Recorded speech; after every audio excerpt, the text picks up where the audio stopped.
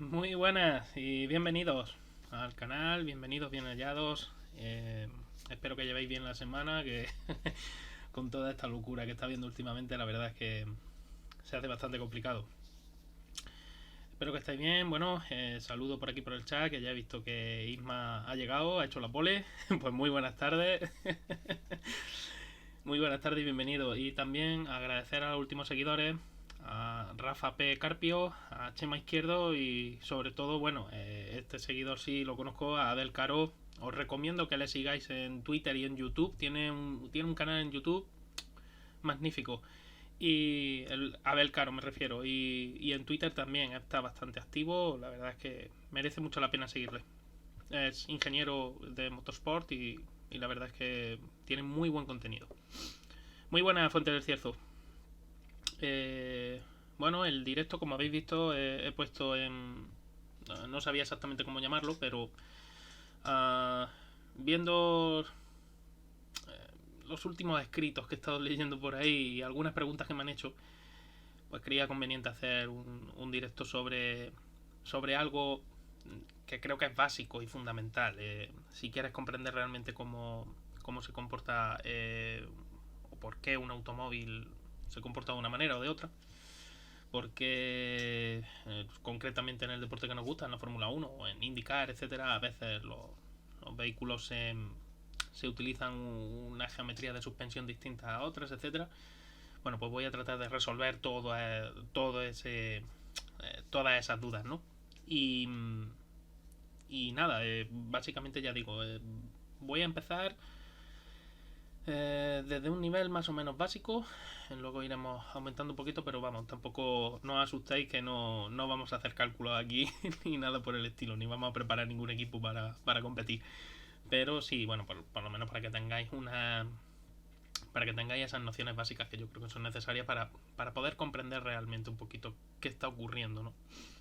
Y luego también pues que cierta gente, que no sé si lo hacen por desconocimiento o simplemente por digamos por desidia, no se centran, ¿no? en ese tipo de explicaciones o de contenido y prefieren seguir cayendo en ciertos errores de concepto que creo que es necesario aclarar. Así que bueno, ya he agradecido a los nuevos seguidores, que por cierto sigue aumentando el canal. La verdad que me está sorprendiendo bastante en ese aspecto. el concepto, como decía algún político. Bueno, pues vamos a pasar ya a lo que sería la harina. He cambiado un poquito porque prefiero hacer ahora un poquito más chico mi recuadro. A fin de cuentas, yo tengo poco interés y menos las cortinas que veis allí al fondo. Y el interés realmente está en las imágenes que os muestro y las explicaciones que os doy. Así que, bueno, sin más dilación, voy a empezar ya. Aquí veis la imagen de un vehículo. Y bueno, para empezar, os diré que en el estudio de la dinámica del automóvil no hay que olvidarse tampoco de la cinemática. Explico, ¿no? Digamos, la cinemática es la rama de la mecánica que se dedica al estudio de los mecanismos teniendo en cuenta solo exclusivamente sus velocidades y aceleraciones. Y bueno, longitudes, posicionamientos, etcétera. Pero sobre todo y ante todo estudiando velocidad y aceleración. La dinámica, en cambio, se dedica al estudio de las fuerzas a las que está sometido ese mecanismo y por lo tanto la dinámica nos permite conocer qué fuerzas lo someten y por lo tanto qué material necesitamos, cuánto espesor, etcétera, etcétera. La cinemática, por ejemplo, en este automóvil que estáis viendo aquí, pues sería la que estudiaría que los neumáticos o las ruedas mientras están girando no toquen en su movimiento, sobre todo en el eje directriz. Nunca la rueda pueda tocar al vehículo en ninguna de las partes de su carrocería, en suspensiones, etcétera, para que no haya conflictos, ¿no? Para que no haya choques. La dinámica estudiaría, sin embargo, en vez de esa parte, la dinámica se dedicaría más bien a estudiar lo que es esa misma rueda, qué fuerzas se le ejercen o qué fuerzas ejerce el vehículo y el entorno sobre esa rueda y cómo se comporta la misma mediante la aplicación de esa fuerza. Así que comienzo con la imagen. Muy fácil, esto ya digo, parece que hay aquí muchas flechas y muchas letras, pero es muy sencillo. El CG es el centro de gravedad, por lo tanto, M sería el punto central. Básicamente desde donde parten nuestros ejes de coordenadas. Ya sabéis que los ejes de coordenadas en el plano son el X y el Y, y en el espacio pues necesitaríamos otro eje adicional, que sería el Z. El eje X en un automóvil, cada ingeniero o cada proyectista o cada persona que estudia un vehículo, la colocación de los ejes de coordenadas responde básicamente a un convenio, pero en realidad no tiene por qué ser el eje X el eje longitudinal del vehículo, el eje Y el perpendicular, el transversal y el eje Z el de la altura. Podríamos colocarlo como nos diera la gana en ese sentido, pero bueno, por convenio es más sencillo hacerlo así y se realiza así. El eje X normalmente es tomado como el eje longitudinal del vehículo, sería el eje a toda la longitud. El eje Y sería el eje transversal a todo lo ancho del vehículo, y el eje Z, como ya os he dicho antes, pues el que nos indicaría la altura de los diferentes elementos. Lo que estáis viendo son la descomposición de las fuerzas a las que se somete el neumático, bueno, la rueda en este caso, porque sabéis, el motor impulsa la transmisión, que a su vez impulsa la rueda, que es esa W, que es un momento de giro que se le ejerce al neumático, a la rueda, perdón, a todo el conjunto. Y esos momentos que veis, esas fuerzas, son la descomposición precisamente de ese par que se ejerce sobre la rueda, y de la fuerza de resistencia a la rodadura que ejerce la misma. Pero ahora ya lo iré desgranando mejor. Simplemente quiero que nos situemos. Cuando yo hablo de eje longitudinal de vehículo me refiero al X, cuando hablo de eje transversal me refiero al Y, y cuando es el otro eje, pues la Z, básicamente. Bien, otra cosa que quería comentar, que en esta imagen se ve muy bien, son los diferentes movimientos a los que se puede someter un automóvil, ¿no?, respecto a esos ejes. Empezando por las subidas y bajadas, que sería en el eje Z, en inglés up and downs. Básicamente son movimientos ejercidos normalmente más por la aerodinámica que por en sí la mecánica, porque en realidad sabéis que cuando un vehículo encuentra un bache no suele hacerlo de manera simétrica, la subida y la bajada. Para que sea más o menos simétrico suele ser más fuerzas aerodinámicas las que están en juego en ese momento. Luego tendríamos también en ese eje Z un momento que veis ahí, marcado con la Y, con la gamma, perdón. Ese momento que se ejerce es el yaw en inglés, que se llama, y es un par de giro. Eso básicamente lo ejercemos nosotros con el volante. Cada vez que gira el automóvil, cada vez que giran esas ruedas, ejercen ese par de giro. ¿Y sobre dónde lo ejercen? Sobre ese centro de gravedad del vehículo. Entonces, aquí luego después explicaré exactamente por qué la importancia de la batalla, por qué la importancia de las vías, por qué la importancia de muchas cosas en un vehículo. Pero ya digo, si no lo sabéis, un momento de fuerza es básicamente una fuerza aplicada sobre un punto con multiplicada por la distancia a la que se aplica. Es decir, al final tendríamos un momento de fuerza, sería una fuerza multiplicada por un brazo de palanca. Por eso es importante estudiar eso, y por eso es importante saber realmente dónde está el centro de masa del vehículo. Y estoy viendo que estáis escribiendo aquí.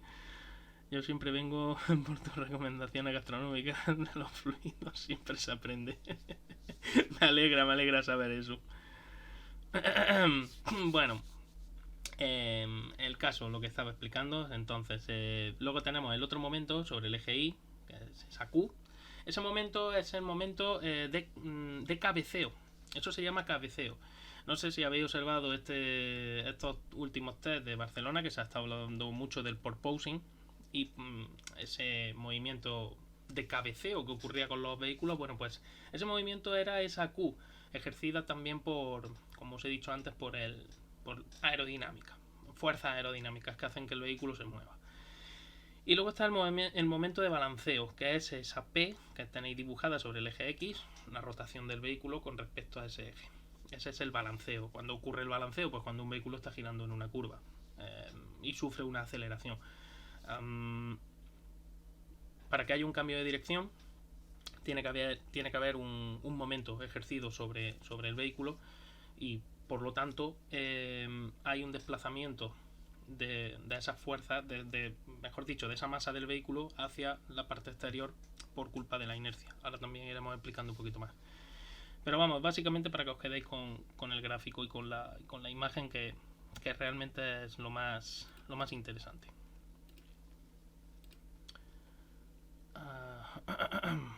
Teniendo en cuenta todo esto que os acabo de explicar,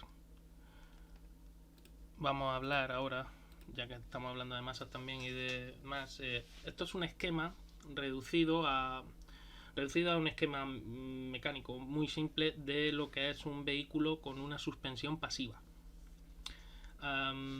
Veis donde os he indicado masas no suspendidas son todo lo que es la suspensión propiamente dicha, las ruedas y la rueda y la suspensión básicamente, y las masas suspendidas es todo el resto que está sujeto por esa suspensión y esas ruedas que la mantienen en contacto con el asfalto o con el piso, con el firme, como quieras llamarlo.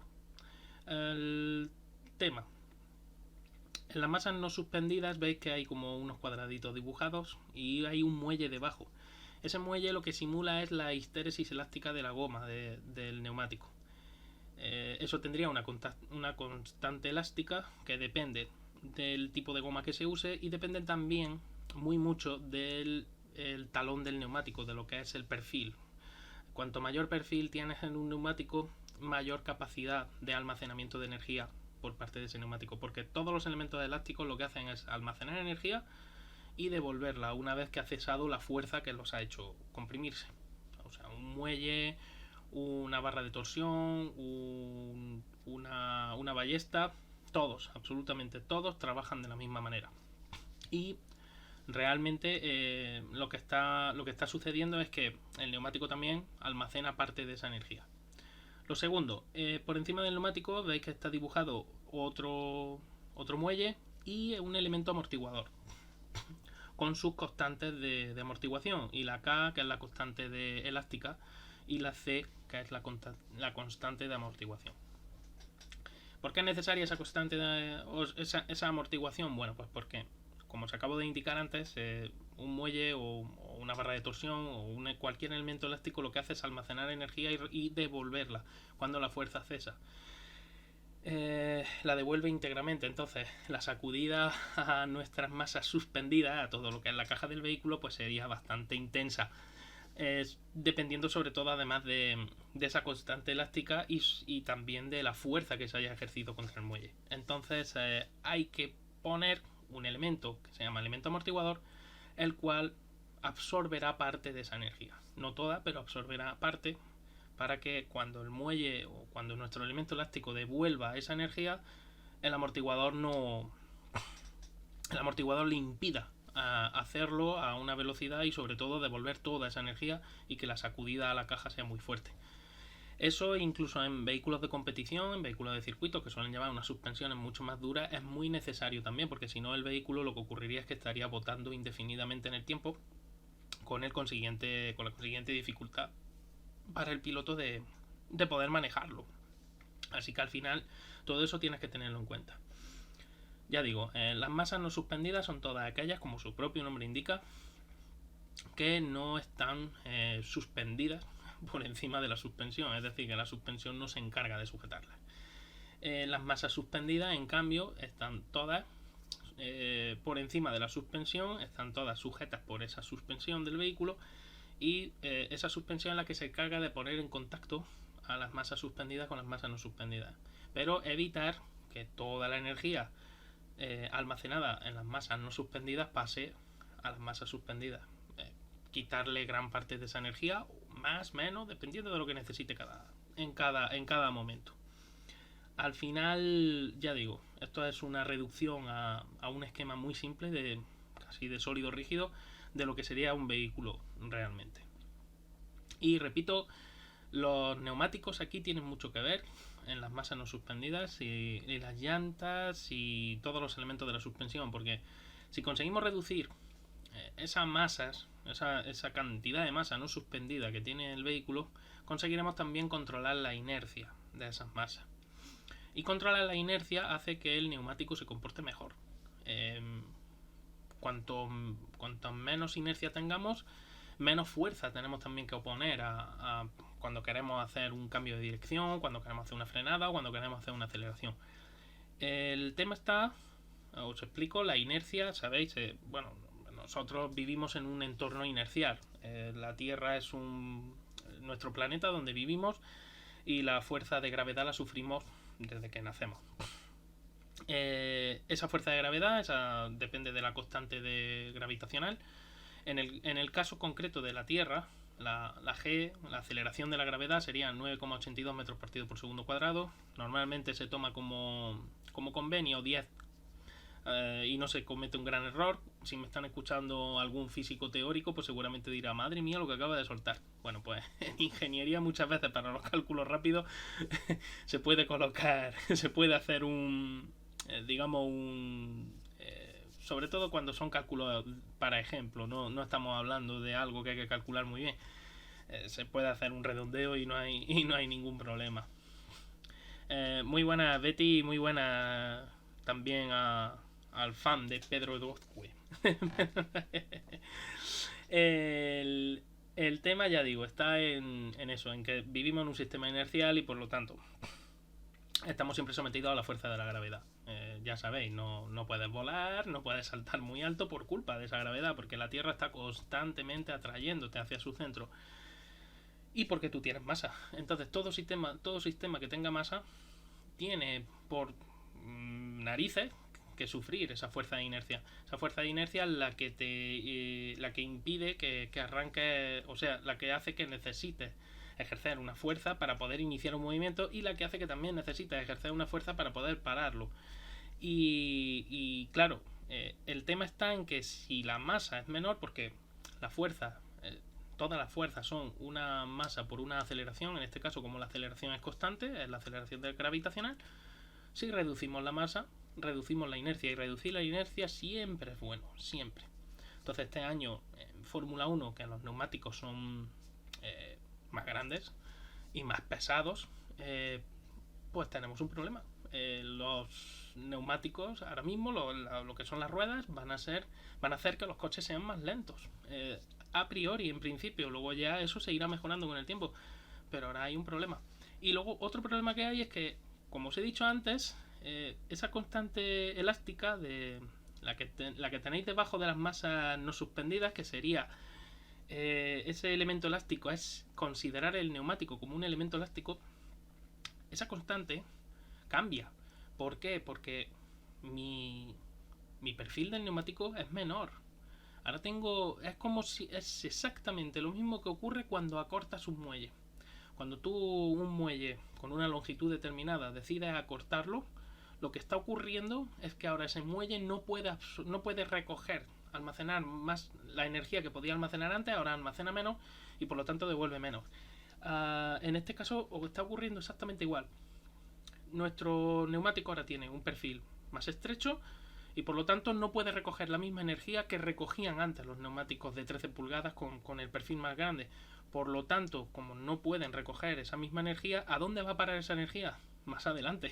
Seguiríamos más arriba y tendrían que recogerla y absorberla, esa energía, mis amortiguadores y mis elementos elásticos.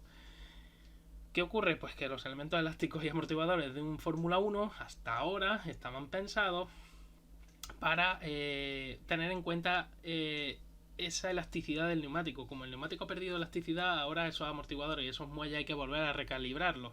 Y por lo tanto ahora en pruebas, pues por eso se han visto las cosas que se han visto y comportamientos un poco extraños de los vehículos. Pero ya digo que todo simplemente al final es recalibrar y buscar otro tipo, incluso amortiguadores no lineales y una serie de tecnología y de historia.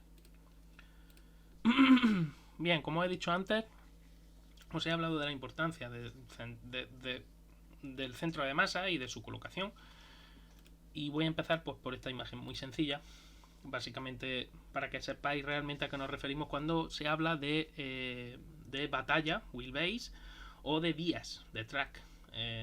También se le llama track width, pero no hace falta añadirle el width. Normalmente se entiende, ¿no? Los ingleses lo entienden perfectamente. El ancho de vías y la base, lo que sería la batalla. Bien, ¿por qué es importante esto? Los únicos puntos de contacto o las únicas pequeñas áreas de contacto que tiene un automóvil con el firme son precisamente los 4 neumáticos. O los 6 neumáticos, depende del tipo de vehículo, pero vamos a centrarnos en la mayoría de vehículos que tienen 4 neumáticos.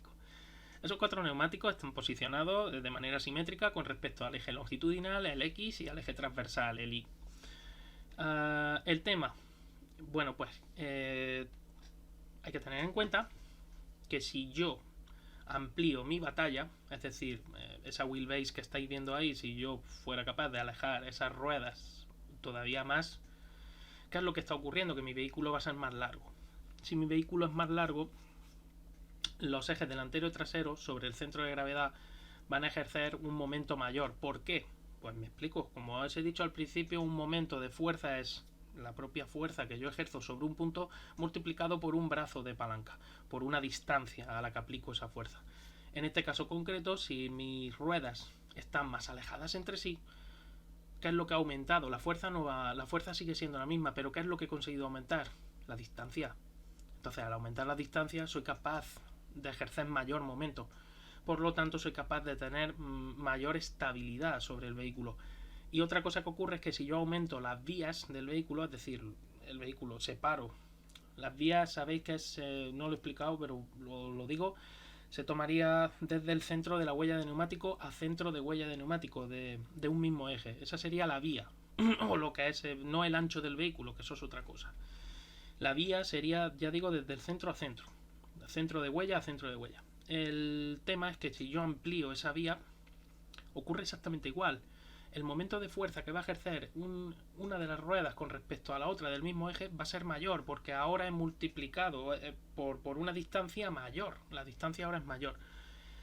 Eso hace que mi vehículo sea más estable, repito, y porque además aumentamos el área de ocupación del vehículo. El área de ocupación sería unir los centros de huella de neumático de cada uno de los vehículos. Sería algo así como un rectángulo. Y el centro de gravedad, donde estuviera situado, el centro de gravedad habitualmente se sitúa, porque los vehículos se procura que sean lo más simétricos posibles, se sitúa en el eje longitudinal.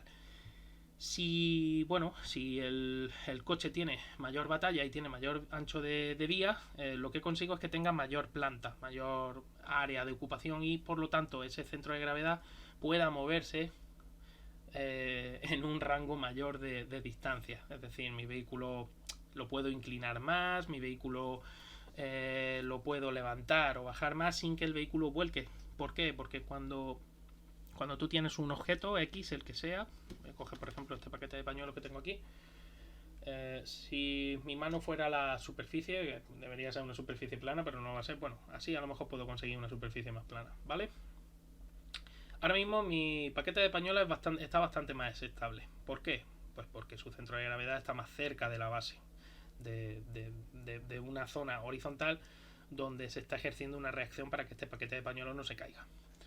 El tema está en que mi centro de gravedad está más bajo y además el área que ocupa el paquete de pañuelos es mayor, por lo tanto yo puedo levantar más. Veis que de manera natural el paquete vuelve a su sitio. Si yo lo coloco, mira, ¿veis? ya tengo problemas, ya estoy teniendo problemas para poder sujetarlo, ya tengo que tener mucho más cuidado.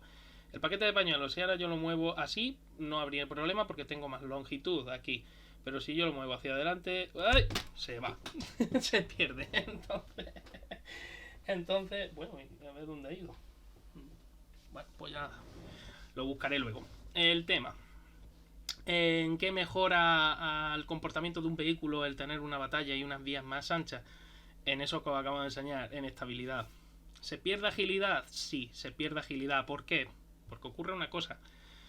Ese mayor momento que ejercemos también tiene sus perjuicios, y es que el vehículo ahora tiene más inercia. Y como tiene más inercia, necesito ejercer más fuerza para poder cambiar la dirección de ese vehículo, para poder cambiar su aceleración o para poder cambiar su dirección. Y entonces, claro, ¿qué es lo que se busca en competición? Pues normalmente el reglamento. Ahora actualmente los Fórmula 1 están limitados a 3.600 milímetros de base. Las vías no están limitadas, pero sí está limitado el ancho total del vehículo, que son 2 metros. Ahora las vías no están limitadas, entonces en ese aspecto puedes jugar un poco más, pero en cuanto a la batalla tiene que ser 3600 milímetros. Y esa batalla es la máxima, es decir, lo máximo que puedo separar el eje delantero del trasero son 3,6 metros. O sea, acercarlos más puedo hacerlo, sin ningún problema. Si tenéis alguna duda o algún comentario que hacerme, me lo podéis hacer mientras en el chat, que estoy pendiente del mismo. Bien, una vez que ya hemos determinado la importancia, ¿no?, de esa batalla y de las vías, hay otra cosa que también hay que determinar en un automóvil, que lo voy a enseñar ahora, que son las fuerzas a las que se ve sometido. Esto, bueno, es un esquema bastante, ahora mismo seguramente para gente que no tenga muchas nociones, pues puede ser un poco lioso. Pero básicamente serían las fuerzas a las que estaría sometido un automóvil. Estáis viendo como el eje directriz se descompone la fuerza, ¿no?, en el eje X y en el eje Y. Básicamente eso ocurre porque como yo estoy cambiando de dirección, cuando hay un cambio de dirección, la aceleración se divide en dos componentes. En una componente normal, la componente normal o perpendicular, que también se denomina, es aquella que es, pues, básicamente perpendicular al movimiento. Y digamos que como yo estoy girando, estoy describiendo un radio de giro, bueno, pues esa aceleración sería ese radio tendría esa dirección, el radio de giro. Y la aceleración tangencial, ¿la tangencial cuál es? Bueno, pues perpendicular a la normal. Y esa aceleración tangencial se llama tangencial porque cuando yo describo ese arco, la aceleración tangencial es precisamente la tangente a ese arco que estoy dibujando. El tema está en que, como os he dicho antes, tenéis está el centro de gravedad del vehículo, que lo estáis viendo ahí, el COG, como está dibujado ahí, Center of Gravity, en inglés. Y el tema es que con las ruedas yo genero un momento de fuerza que sería multiplicar la sumatoria vectorial de esa fuerza, Fx sub 2 partido por Fy sub 2 o Fx sub 1 partido por Fy sub 1, por la longitud, por L1, que sería el brazo sería algo parecido, ¿no?, a eso, el brazo de palanca. Habría que averiguar realmente cuánto es el brazo de palanca porque la distancia, ya digo que sería X, la que fuera. Y lo mismo con las ruedas traseras. Las ruedas traseras no son directrices, pero también tienen una componente tangencial. ¿Por qué? Porque aunque las ruedas traseras no están giradas, van a verse arrastradas por ese momento. Entonces al final van a terminar también generando un momento contrario, multiplicado por esa longitud L sub R. Bueno, he dicho antes L sub 1, no, perdón, L sub F y L sub R. El tema es que eso genera unos momentos sobre ese centro de gravedad que son los que hacen que sea necesario, cuando se habla de esa rigidez de chasis, es por culpa de esto. Realmente es por culpa de las fuerzas que se ejercen que ejercen las mismas ruedas sobre el resto del vehículo, son las que hacen que el chasis tenga que ser lo más rígido posible y que esas uniones y los anclajes de la suspensión se mantengan lo más firmes posible para que el vehículo no cambie de movimiento de manera repentina. Me preguntan, el Red Bull no ha llegado al límite de batalla, ¿verdad? El año pasado ya de hecho tenía una batalla significativamente más corta que la del Mercedes. De hecho, el vehículo con la batalla más larga el año pasado era el Mercedes, y este año pues se habrán visto obligados a tener que recortar. Las cifras no las tengo exactas, pero creo recordar que rondaba alrededor de los 12 centímetros aproximadamente lo que ha tenido que recortar Mercedes de la batalla de su W, la anterior, ¿no? Al pasar del W12 al W13, la batalla se ha tenido que recortar en torno a los 12 centímetros, cosa que es una verdadera barbaridad cuando se habla sobre todo de Fórmula 1, en la que los milímetros son muy, muy, muy importantes. Ya digo, y luego también tendríamos la multiplicación de, o sea, las F sub X, el momento en X por esa L sub F y L sub R, y las F sub I por ese B sub I partido por 2. Así que al final ya digo que tendríamos un sistema de fuerzas, se supone que en equilibrio, si estuviera en equilibrio, y ese angulito que veis que se dibuja en las ruedas, ese alfa sub 1, ese alfa sub 2, alfa sub 3 y alfa sub 4, ese es el ángulo de deslizamiento del neumático, o también llamado deriva. Pero ahora después ya os explicaré un poquito mejor en qué consiste todo eso. Ya os adelanto que se produce porque en realidad, debido precisamente a este sistema de fuerza y a los momentos que se ejercen, el neumático no va por la línea que nosotros exactamente le marcamos. Su trazada real siempre es un poquito diferente a la trazada que nosotros pretendemos con el volante, porque hay una deformación en esas gomas y porque hay un deslizamiento al final, un poco de deslizamiento porque la fricción no es suficiente para mantener el neumático en el sitio. Así, pero eso ahora os lo voy explicando un poquito más pormenorizadamente.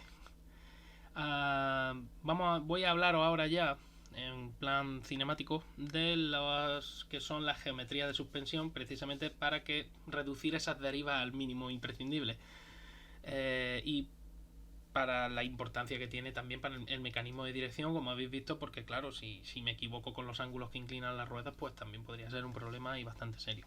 Así que voy a empezar por eso mismo. Ahora mismo vamos a hablar de lo que es la geometría de Ackermann, o simplemente Ackermann. Básicamente lo estáis viendo en el dibujo. Lo que ocurre es que las ruedas delanteras, cuando giran, describen radios diferentes. O sea, la rueda interior a la curva describe un radio mucho más corto, como estáis viendo ahí, que la rueda exterior a la curva. Entonces, ¿qué es lo que me interesa a nivel de estabilidad de un vehículo?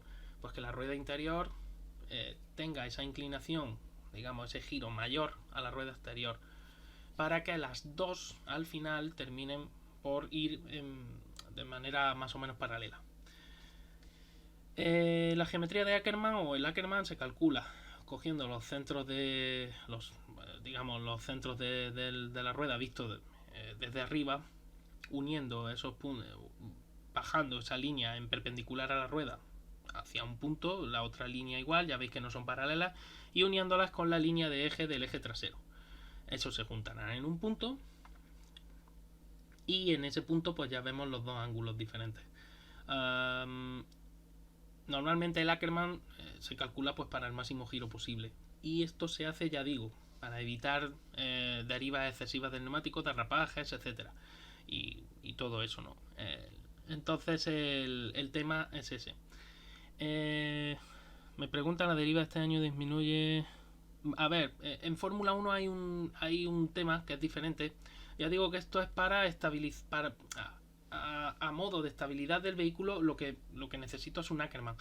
En Fórmula 1 y en algunas otras competiciones se utiliza la geometría totalmente contraria, el anti-Ackermann. Sería hacer todo lo contrario, que la rueda interior tenga menor ángulo de giro que la rueda exterior.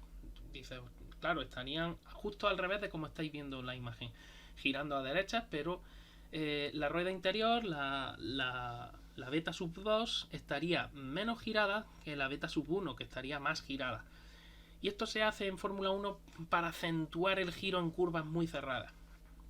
Para, por ejemplo, en una curva como Miroabo, en Mónaco, en curvas muy cerradas, algunas chicanes que hay por diferentes circuitos y demás, para hacer que el coche sea más ágil, para ganar agilidad y para que el coche sea capaz de ejercer mayor momento de giro. Porque si yo lo hago con la rueda exterior, tengo mucho más brazo de palanca que si lo hago con la rueda interior, y entonces consigo aumentar ese momento que ejerzo sobre el coche, y por lo tanto puedo hacer que el coche gire mejor, simple y llanamente. Y entonces por eso se usa el anti-Ackermann. Lo que pasa que eso en la calle sería contraproducente, primero porque sorprendería a los conductores, y segundo porque en realidad al final terminaría por haber un desgaste excesivo de ese neumático exterior, y por lo tanto no es recomendable, desde luego. Y aparte es sobre esfuerzo en los diferentes elementos de la suspensión que no están preparados para eso.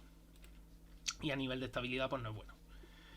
El segundo, hablando de dirección precisamente, la segunda cuestión que os voy a enseñar es el ángulo de avance, o el caster, habitualmente positivo, porque además un ángulo positivo hace una cosa muy curiosa, y es que cuando nosotros giramos la dirección, un ángulo de avance positivo ayuda al autoalineamiento, al autocentrado de la rueda, que se llama. Básicamente ayuda a que las ruedas se vuelvan a poner rectas. las ruedas directrices. Y eso es bueno, a nivel de estabilidad es muy bueno. Segundo, un ángulo de avance positivo también tiene otra prestación bastante interesante, y es que en una frenada evita que se ejerza un momento, o sea, digamos que ejerce mejor, ese momento de fuerza que se ejerce lo soporta mejor la suspensión, y por lo tanto el coche hunde menos el frontal. Es otra de las razones, por ejemplo, por las que las horquillas de la bici veis que están siempre inclinadas. Una horquilla de la bici, una horquilla delantera nunca está puesta en vertical o incluso en ángulo negativo. El caster siempre es positivo por eso, precisamente, porque si no tendría un problema a la hora de frenar. Se generaría un momento de vuelco y se correría el peligro de que se le levantaría la rueda trasera o saldría por orejas, etcétera. El tema es que en este caso ya digo, normalmente el ángulo de avance suele ser casi neutro o positivo. Aproximadamente 1 grado es lo que se suele utilizar en calle de positivo. En competición suele ser bastante más agresivo en ese aspecto. Si lo necesitan, si lo usan. En rally me pregunta si eso sí. Realmente en rally, sobre todo en subidas de montaña, ese tipo de las barquetas, ese tipo de coches suelen utilizar anti-Ackerman porque hay curvas en las que lo necesitan realmente para poder redondear mejor la curva. O en los carros de supermercado, sí. Si los carros de supermercado necesitan, si no tuvieran un ángulo positivo sería un problemón bastante serio, además. Pero bueno, eso es otro tema. ¿Qué más? Bueno, vamos a pasar a uno de los ángulos más famosos, que seguramente, además, conocido recientemente por el ángulo de convergencia, también, que afecta al eje directriz y afecta también al eje trasero, pero sobre todo al directriz, el toe in, toe out, que es convergencia positiva, convergencia negativa. Normalmente la convergencia de un vehículo de competición suele ser negativa, la convergencia de un vehículo en calle suele ser casi neutra, casi. ¿Interesa negativa? Sí, interesa negativa muchas veces cuando quieres un coche que reaccione bien al giro en una curva. ¿Por qué? Porque en este caso ya no es por el tema de momentos que se ejerce, sino en sí por la huella del neumático. Cuando tú tienes una convergencia positiva, como veis ahí el toe in, es muy fácil mantenerlo en línea recta el vehículo. Es decir, una rueda y la otra ejercen un momento sobre sí que sobre la otra, ¿no? Del mismo eje, que hacen que el vehículo se mantenga recto. Prácticamente no necesitas tocar el volante para nada. Sin embargo, cuando llegas a una curva, resulta que la rueda interior tiene mejor huella de contacto porque está mejor posicionada en cuanto a ángulo de convergencia que la rueda exterior. Y esto hace que la rueda exterior se desgaste mucho. Perdón, que la rueda interior, aunque se desgasta un poquillo más, pero tiene mejor huella de contacto y la rueda exterior no estaría ejerciendo la fuerza. Y en una curva lo que te interesa, debido a ese balanceo que te he explicado hace un rato, es precisamente que la rueda exterior tenga una buena huella de contacto, porque es realmente la que va a trabajar más, la que va a sufrir más y sobre la que se va a ejercer una fuerza mayor. Entonces necesitas que la huella sea la máxima posible. Entonces en ese caso recurres al toe out o a la convergencia negativa. El tema es que si utilizas una convergencia negativa muy alta, como ocurre en Fórmula 1 por ejemplo, o como ocurre en otras competiciones, veis que en línea recta los pilotos tienen que estar constantemente corrigiendo el vehículo. ¿Por qué? Porque las ruedas se ejercen de nuevo un momento la una sobre la otra, pero en este caso al estar mirando hacia afuera, tratan cada una de tirar hacia un lado. La una tira hacia la derecha, la otra tira hacia la izquierda, y el coche nunca se centra, nunca va autocentrado, siempre está en constante movimiento. Con la convergencia positiva, lo positivo, en este caso, valga la redundancia, es que como las ruedas están mirando hacia adentro, cuando ejercen los momentos, básicamente el coche no se mueve en línea recta. Pero bueno, eso ya digo, en la calle de nuevo, convergencias, pues los ángulos son muy pequeños, realmente muy pequeños, llegando a ser casi neutro prácticamente, pero sí, convergencia negativa.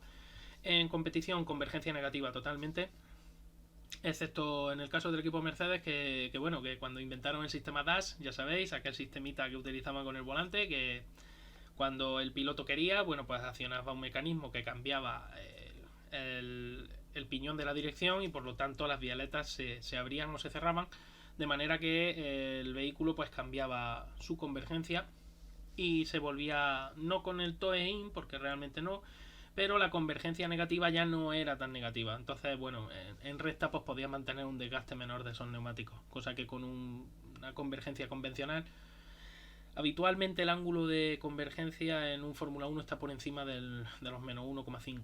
Entonces suele ser bastante menos 1, menos 1,2, menos 1,3. Entonces suele ser bastante llamativo, ¿no? esa convergencia negativa, y por lo tanto pues desgasta más el neumático en la recta. Aquel artilugio de convergencia variable en recta, variable en... Sí, realmente era eso, digamos que eran como dos sistemas de dirección en uno. Y claro, eso pues, bueno, no era muy legal, pero la Fórmula 1 decidió, bueno, la FIA en este caso decidió mantenerlo durante un año. Tampoco es que dé una ventaja sustancial, pero oye, todo lo que ganes en desgaste de neumáticos es interesante siempre. Y ahora voy a pasar a uno de los ángulos más famosos, el camber o caída de la rueda.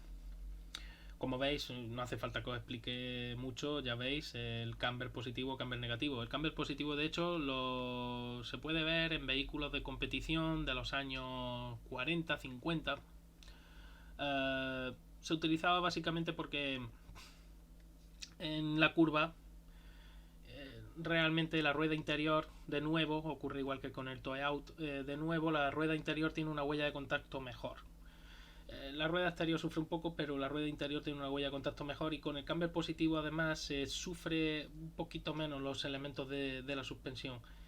Sin embargo, con el camber negativo ocurre todo lo contrario. Ahora es la rueda exterior la que tendrá mejor huella de contacto, la rueda exterior en una curva me refiero. Y el tema es que sufren un poquito más los elementos de la suspensión, pero a cambio tienen una mucha mejor respuesta del vehículo. Y de nuevo, en competición el camber negativo siempre, incluso en el eje trasero. Y claro, dependiendo también de si es eje de tracción o no es eje de tracción. En la calle, pues camber negativo, pero muy poco también. En competición se llega a los menos 3 grados, menos 3,2, y en la calle raro superar menos 1. Así que realmente, ya digo, camber negativo. El camber positivo se usó hace muchos años, cuando los neumáticos eran de otra manera, las llantas también eran de otra manera, y se necesitaba un camber positivo porque el peso de esas llantas estampadas era mayor, sobreesforzaba la suspensión. Un camber negativo era más por necesidad que realmente porque lo sabían realmente que no era mejor utilizar un camber negativo, pero no les quedaba más remedio.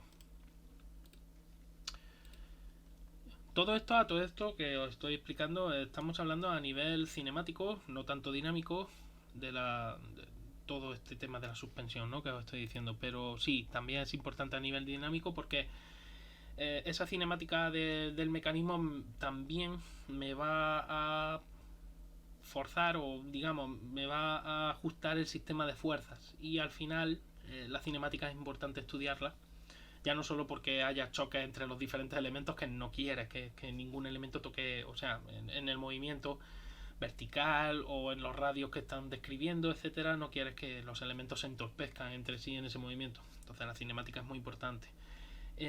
Sino también que la distribución de fuerzas cambia. Si la cinemática cambia, la distribución también cambia, y por lo tanto pues te puede interesar una cosa u otra. Ahora voy a hablar del wheel offset o radio de pivotamiento. También, como veis, hay radio de rodadura. Básicamente esto depende del pivote de la dirección, la mangueta, el diseño de la mangueta y el diseño de la suspensión. Y lo que nos indica es, mediante esa inclinación del pivote que estáis viendo, la distancia que hay desde el eje de pivote. Yo trazo una línea con el eje de pivote hacia el suelo. Esa distancia que hay desde el eje vertical de la rueda, del eje central de la rueda, de la huella del neumático, a esa línea de eje del pivote donde corta, esa distancia es el radio de pivotamiento, o radio de rodadura también se llama. Y el ángulo de inclinación que estáis viendo es el que va a determinar ese radio. Cuanto mayor sea la inclinación de mi pivote, más cerca estaré de ese eje vertical, y por lo tanto mi mecanismo de dirección será más reactivo, porque como ejerzo menos momento, a fin de cuentas he reducido esa distancia, consigo que el mecanismo de dirección sea más reactivo, pero también será, al ser más reactivo, también perderá algo de estabilidad el vehículo. Sin embargo, en un vehículo de calle, pues me interesa tener un radio de pivotamiento algo mayor, precisamente para todo lo contrario, para hacer el vehículo algo más estable en la dirección, algo más suave, porque además las direcciones de calle tienen varias vueltas entre topes, alrededor de 2,5 aproximadamente, 3 vueltas entre topes, excepto si es un Land Rover, que bueno, eso es un mundo aparte, el Land Rover Santana o el Land Rover Defender. Pero si hablamos de vehículos que la mayoría de gente hemos conducido, ya os digo, 2,5 vueltas, 2,3 vueltas, 3 vueltas entre topes. Entonces lo que interesa es un radio de pivotamiento algo mayor, precisamente para que las ruedas no se muevan demasiado en una curva. El tema es ese. En competición, pues el radio de pivotamiento es el mínimo imprescindible, incluso negativo, es decir, que el pivote en su inclinación sea tan exagerada que se salga, ¿no?, por fuera, justo por la otra parte de ese eje vertical. Y ya digo, eso se hace pues para que sea mucho más reactiva la dirección. Siempre va a ser mucho más reactiva. ¿Qué más tenía por aquí? El ángulo, vale. Ahora vamos a hablar del ángulo de deslizamiento, que voy a utilizar precisamente una imagen de Abel Caro, que me ha gustado bastante. Ese ángulo de deriva, estáis viendo, aquí el vehículo estaría girando a izquierda. El neumático, si no se deformara, tendría pues esa forma que estáis viendo ahí marcada en negro. Sin embargo, como al neumático le estamos exigiendo en una curva izquierda, como he dicho antes, la fuerza. Por un lado hay una fuerza de rozamiento, por el otro hay una resistencia, ¿no?, debido a esa fuerza de rozamiento y también de la estructura del neumático. Y tercero, hay una fuerza tangencial, que es la que está haciendo que ese neumático cambie de dirección. Entonces, debido a esa diferencia, a esa deformación del neumático, a esa deriva va a ser la diferencia que hay entre la dirección de la rueda, la dirección que está llevando esa rueda, y la dirección real del coche. O sea, es decir, cuando yo giro mi neumático, cuando yo giro mi rueda, yo hago un giro de volante, la rueda físicamente, lo que es la mangueta, todo el punto de apoyo, el pivote, ¿no?, ha girado y la rueda debería estar colocada en un ángulo determinado. La llanta sí, porque la llanta es rígida, pero el neumático no es rígido, el neumático deriva, flexa. Y esa deriva es la que hace que la dirección real del neumático no sea exactamente esa. Hay un pequeño ángulo, ese ángulo es el que me va a determinar cuál es la deriva. Y por eso el coche, bueno, pues realmente no termina de dirigirse hacia donde... Cuanto mayor sea la fuerza, cuanto mayor centrípeta, cuanto mayor sea esa fuerza que yo ejerzo, porque el vehículo va más rápido, mayor va a ser la deriva hasta llegar a un límite, el límite de adherencia del neumático, en el que el rozamiento ya no es capaz de mantener ese neumático más o menos en la trayectoria y por lo tanto pues tirará recto, literalmente irá totalmente recto. Esta imagen, ya digo, me ha encantado, de Abel Caro, porque realmente lo indica muy bien esa flexión del neumático y por lo tanto se ve, yo creo que se ve bastante bien.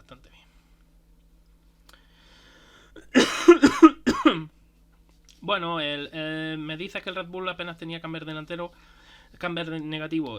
Normalmente ya te digo que en el eje delantero se suele usar más camber que en el trasero, o sea, más negativo que en el trasero. Y la segunda cuestión es que mientras estás probando, no quieres que el camber, no quieres utilizar ángulos muy altos porque necesitas ir conociendo el vehículo, y con estos vehículos tan nuevos también se necesita eso. Entonces es posible que todos estos ángulos de los que hemos estado hablando antes sean menos agresivos con esa puesta a punto del monoplaza.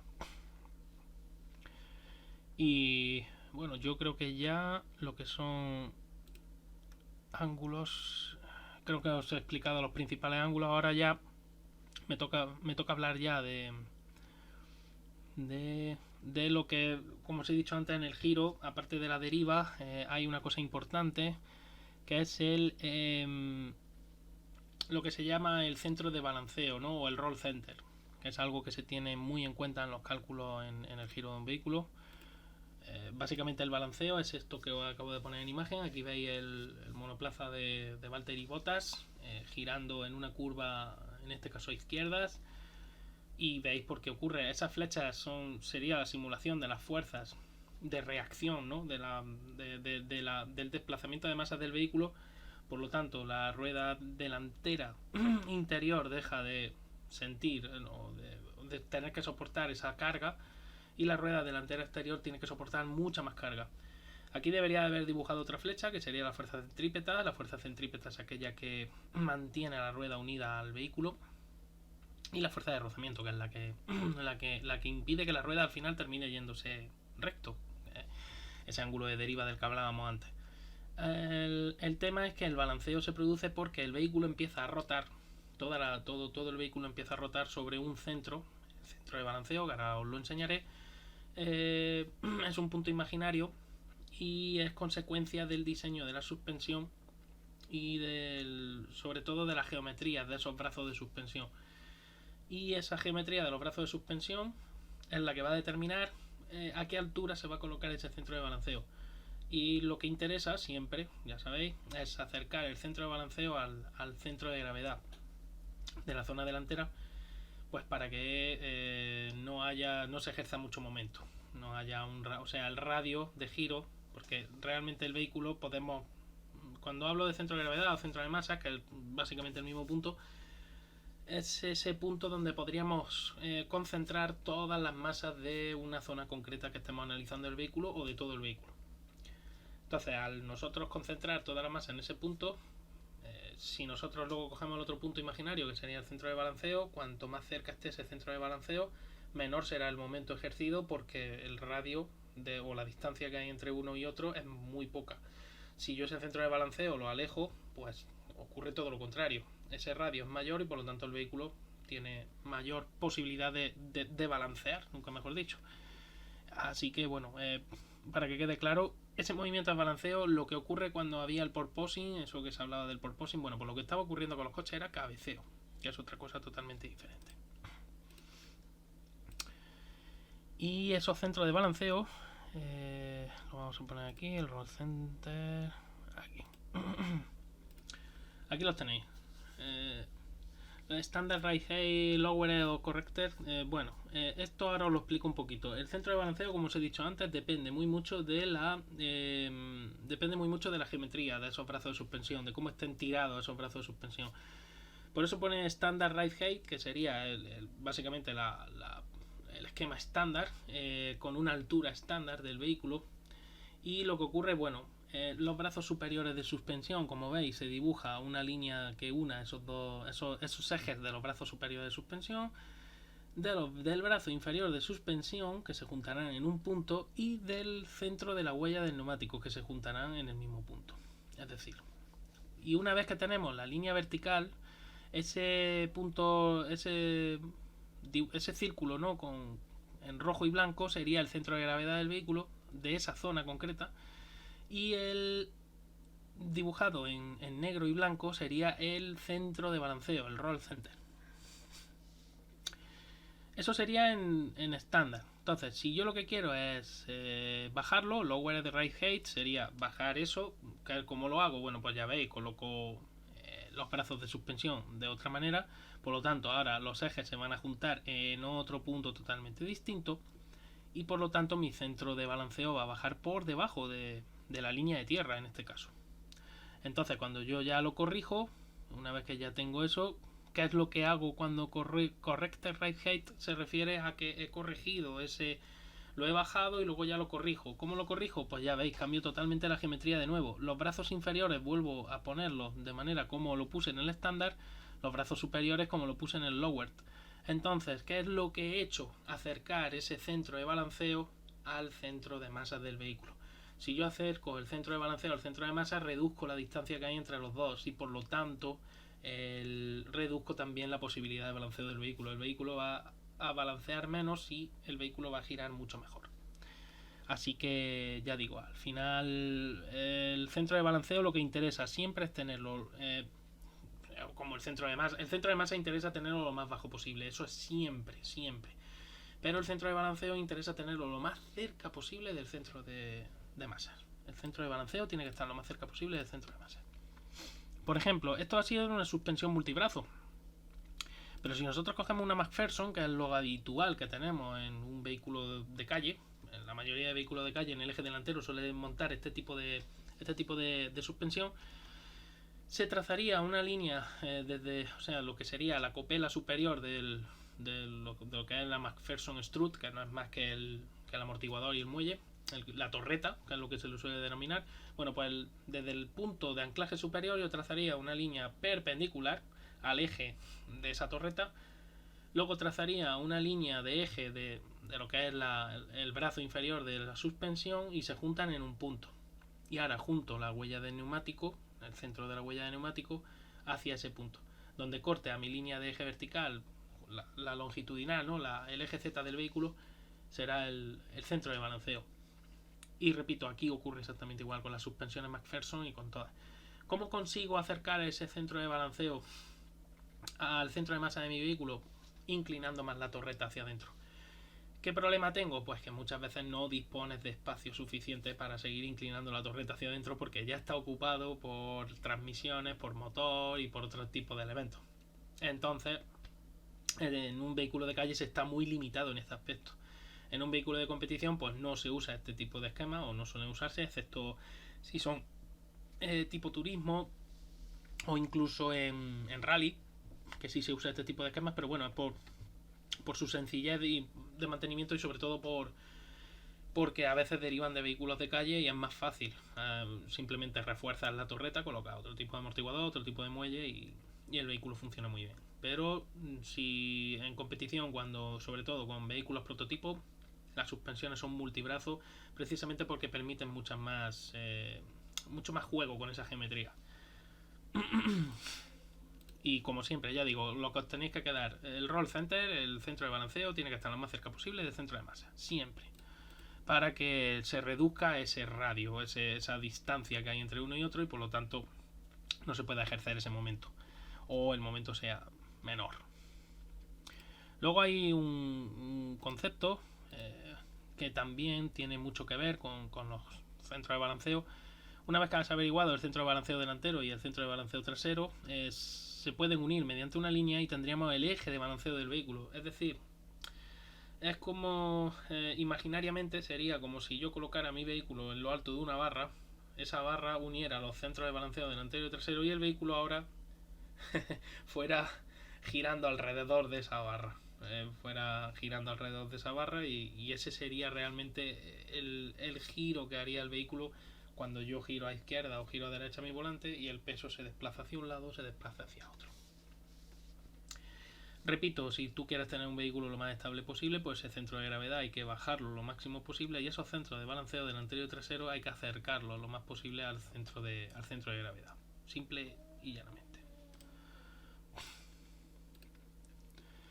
Y bueno, y ya por último, pues os iba a hablar un poco de las fuerzas, ya en plan más dinámica. Y empezando por un esquema muy sencillo. Ejemplo maravilloso para planear aerodinámica de el magnífico RX8.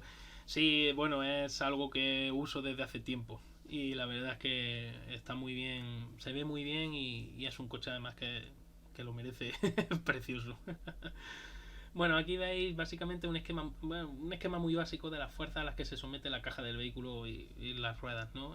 Tenéis la fuerza peso, que sería esa reacción, esa flecha verde, y luego las reacciones, que son una fuerza de reacción en física no es más que determinar, es decir, sería la misma fuerza que ejerce el peso del automóvil la ejerce el piso. ¿Por qué? Porque si no lo que haría es hundirte. Entonces tiene que haber una reacción ahí que impida que el automóvil baje, siga yendo hacia el centro de la Tierra, ¿no? Entonces esa es la fuerza de reacción básicamente. Y es siempre opuesta a la fuerza peso. Y siempre tiene la misma magnitud que la fuerza peso. La reacción y la fuerza peso son exactamente de la misma magnitud, de la misma dirección, pero de sentidos contrarios. Luego tenéis la fuerza de rozamiento dibujada. Realmente sería más... Se tiene más en cuenta la resistencia a la rodadura del neumático que el rozamiento, porque el rozamiento es despreciable realmente a nivel dinámico de un automóvil a ciertas velocidades. Y luego tenéis la fuerza aerodinámica, que a partir de ciertas velocidades la fuerza aerodinámica es la que gobierna realmente con respecto a las demás. En el tema de las fuerzas mecánicas os puedo decir realmente la resistencia a las que se enfrenta un automóvil, os lo voy a poner aquí un esquemita rápido, sería resistencia a vencer por el vehículo, serían estas cuatro: la resistencia a la rodadura, la resistencia aerodinámica, la resistencia a la pendiente y la resistencia a la aceleración. La resistencia a la aceleración realmente es la fuerza de inercia. Esa resistencia solo ocurre cuando hay un cambio de aceleración. Cuando hay un cambio de aceleración, cuando mi vehículo está parado e inicio la marcha. Cuando mi vehículo está en movimiento y freno. Cuando mi vehículo está en movimiento y acelero. Y cuando mi vehículo está en movimiento y hago un giro. Esas son las diferentes resistencias a la aceleración que hay en un vehículo. La resistencia a la pendiente. Pues la resistencia a la pendiente, como su propio nombre indica, cuando un vehículo sube una pendiente.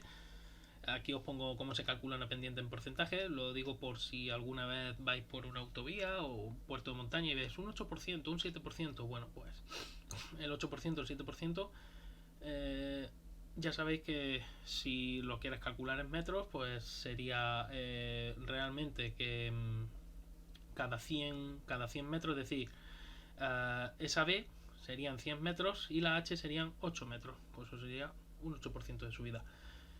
Un 10% de subida, volvemos a hacer la misma cuenta: 100 metros en B, 10 metros de subida, así sucesivamente. El tema, como he dicho antes, la resistencia a la pendiente. Lo tengo, a ver dónde tengo el dibujo, que lo tenía hecho por aquí.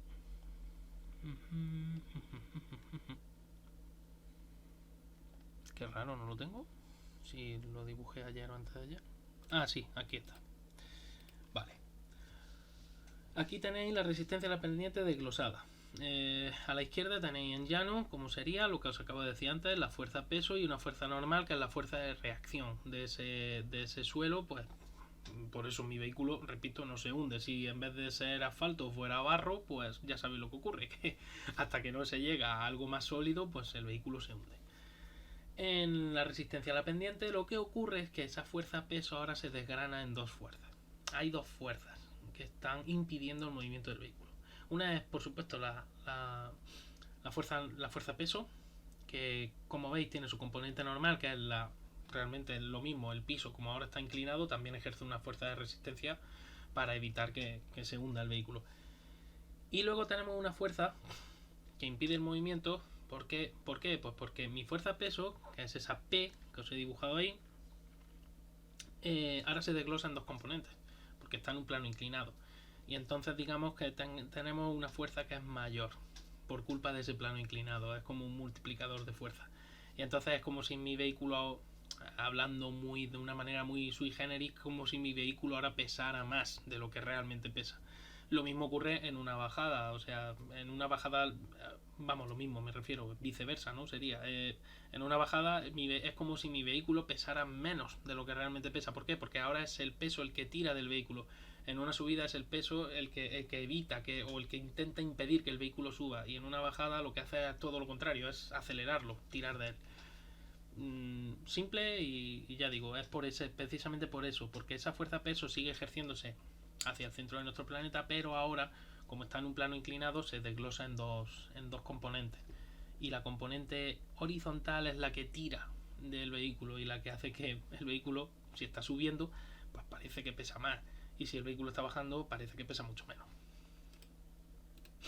Luego es el rozamiento el que impide ciertas cosas, pero si no hubiera rozamiento y fricción, esto sería una verdadera locura. Volviendo a la resistencia. Tenemos la resistencia a la pendiente, ya he dicho, la resistencia a la aceleración. La aceleración es prácticamente la resistencia por inercia. Ahí se podría incluir también la resistencia interna de la transmisión, fricciones internas de transmisión del motor, etcétera.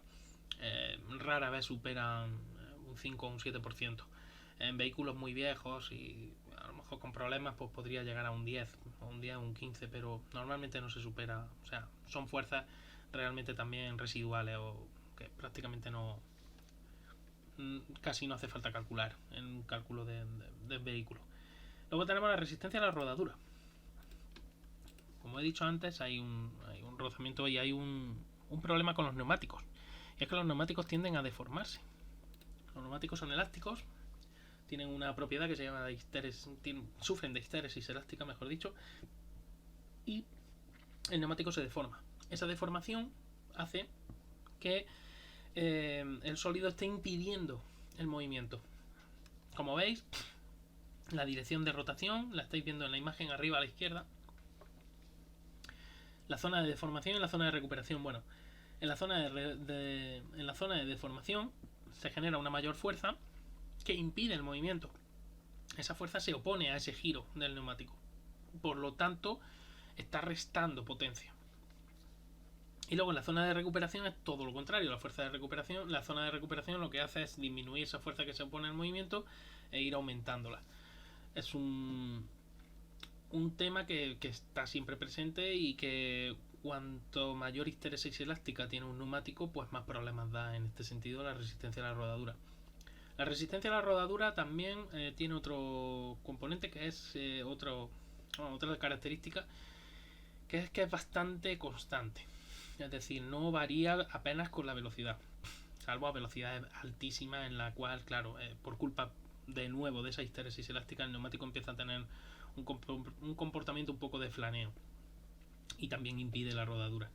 Pero lo normal es que se mantenga más o menos estable, porque ya digo, esa deformación suele ser más o menos constante, y entonces el neumático se deforma de una manera más o menos constante. Repito, que como estáis viendo, además en el gráfico está muy bien la fuerza resultante, el par resistente. Precisamente por culpa esa fuerza resultante ejerce un par. ¿Por qué ejerce un par? Pues porque nosotros estamos ejerciendo en el buje de la rueda esa fuerza que hace que gire. Esa fuerza, esa deformación que sufre el neumático impide el movimiento y lo hace mediante una fuerza que se opone a ese giro multiplicado por el brazo de palanca, que en este caso sería la distancia al centro, al buje de nuevo de la rueda. Entonces se genera un par resistente que se opone al otro par. Entonces nosotros, cuando tú quieres que una rueda acelere, lo que tienes que hacer es ejercer más fuerza de la que te está impidiendo el neumático en ese momento. Y repito, es fácil calcularlo porque es más o menos constante esa fuerza. Y luego por último, de nuevo volviendo a la ecuación, tenemos la resistencia aerodinámica, que pone aquí resistencia a aire, pero sí, vamos, básicamente sería resistencia aerodinámica. Que esa resistencia aerodinámica, con esta imagen lo vais a ver muy bien, es consecuencia de que nosotros vivimos y estamos en la Tierra en una atmósfera. Esa atmósfera es un fluido que se llama aire. El aire está compuesto por diferentes elementos y ese fluido tiene una densidad concreta. Debido a esa densidad concreta, bueno, pues cuando nosotros atravesamos ese fluido es lo mismo que cuando atravesamos agua. Lo único que ocurre es que el agua tiene una densidad muchísimo mayor que la del aire y lo notamos. Sin embargo, el aire no somos capaces de verlo. Lo notamos cuando sopla más fuerte, pero si el aire está parado, pues prácticamente ni nos damos cuenta. Estamos acostumbrados a este sistema y por lo tanto no nos damos cuenta. Pero sería como veis en la imagen. Imaginaros eso, sería básicamente un fluido que estaría impidiendo el movimiento en su interior. Y esa fuerza, ¿de qué depende? Pues esa fuerza depende del factor de forma del objeto que lo está atravesando, como en todo fluido. Depende de la superficie que se opone a ese fluido, es decir, de la cantidad de superficie que estamos oponiendo a ese fluido, y depende, y mucho más que los otros dos parámetros, depende de la velocidad de desplazamiento, porque la velocidad de desplazamiento en la ecuación está elevada al cuadrado. La ecuación, que no la tengo aquí pero la puedo decir, es un medio del Cx, del factor de forma, por la superficie frontal y por la velocidad al cuadrado. Es decir, significa que un aumento pequeño de la velocidad hace que haya un aumento significativo de la resistencia aerodinámica. Así que eso hay que tenerlo muy en cuenta en los cálculos y por eso las formas de los vehículos. Si yo, por ejemplo, el ejemplo más claro es el de un camión. Un camión, veis que es como una pared vertical que se opone al movimiento, por lo tanto genera mucha resistencia aerodinámica porque ni su factor de forma y la superficie es enorme, por lo tanto hay un problema. Y conforme más rápido vaya, peor. Sin embargo, en los vehículos, en los coches, ya no solo por las formas redondas, puedo utilizar incluso no formas tan redondas, pero si yo inclino las superficies que se oponen al movimiento, el aire las dibujará de una manera mucho más suave, por lo tanto generará menos resistencia. Y es como si estuviera reduciendo la superficie frontal. Cuando es un parámetro que los fabricantes no suelen facilitar, el de la superficie frontal del vehículo, y no suelen facilitar tampoco el CX real del vehículo, porque el CX hay que calcularlo en base a una serie de pruebas aerodinámicas que no son baratas, y los fabricantes son muy reacios a dar esos datos. Pero si realmente nos dieran los datos de CX, con el CX solamente a mí no me sirve para mucho saber si un coche va a ser bueno en términos de resistencia aerodinámica o no va a ser tan bueno. Lo que necesito saber es el SCX y la superficie frontal. Para multiplicarlo, sacar un parámetro que se llama SCX, y con ese parámetro entonces sí compararlo con otros coches, y ese parámetro sí va a ser muy indicativo de cuánta resistencia aerodinámica va a ejercer mi vehículo. Y por lo tanto, ya digo, el tema de la resistencia aerodinámica viene muy condicionado por SCX y por esa superficie frontal que enfrentamos al aire. Yo puedo tener un vehículo con formas muy rectangulares, pero si inclino muchísimo esos paneles, los hago en un ángulo muy cerrado, en ángulos muy inclinados y tal, estoy reduciendo mucho esa superficie. Y yo puedo tener un vehículo que sea muy redondo, pero prácticamente coloco esos paneles casi en vertical, casi a 90 grados. Entonces, es posible que tenga más superficie frontal enfrentada al aire que en el otro vehículo. Por eso digo que no os dejéis llevar tampoco mucho por las formas que veáis en un vehículo concreto o tal. Hablando del factor de forma, para que veáis, esto es un ejemplo muy simple, porque además aquí hay distintas superficies también. Como veis, hay diferencias de factor de forma y de superficie. Y realmente la superficie más aerodinámica es el airfoil, el ala. ¿Por qué? Pues básicamente por esa forma que tiene. El aire no tiene que desviar tanto su rumbo y por lo tanto genera menos resistencia. Una tabla genera mucha resistencia y una esfera pues generaría algo menos de resistencia, aunque ya sabéis que las pelotitas de golf que tienen todos esos hoyos es precisamente para eso, para reducir la resistencia aerodinámica que genera una bola convencional, y no está tan a merced de los efectos aerodinámicos que podrían producir un giro inesperado de esa bola. Por lo demás, pues en cuanto a resistencia aerodinámica, aquí tenéis una comparativa entre la resistencia aerodinámica y la resistencia a la rodadura, que como he dicho antes, la resistencia a la rodadura es prácticamente idéntica, porque el peso del automóvil no cambia, porque los neumáticos son los mismos y prácticamente depende de la histéresis elástica de ese neumático y del peso del peso de ese vehículo. Entonces esa resistencia a la rodadura suele ser muy constante a lo largo de los diferentes rangos de velocidades. Sin embargo, como he dicho antes, la resistencia aerodinámica no. ¿Por qué? Porque la velocidad es un factor cuadrático en la ecuación, entonces va aumentando de manera exponencial.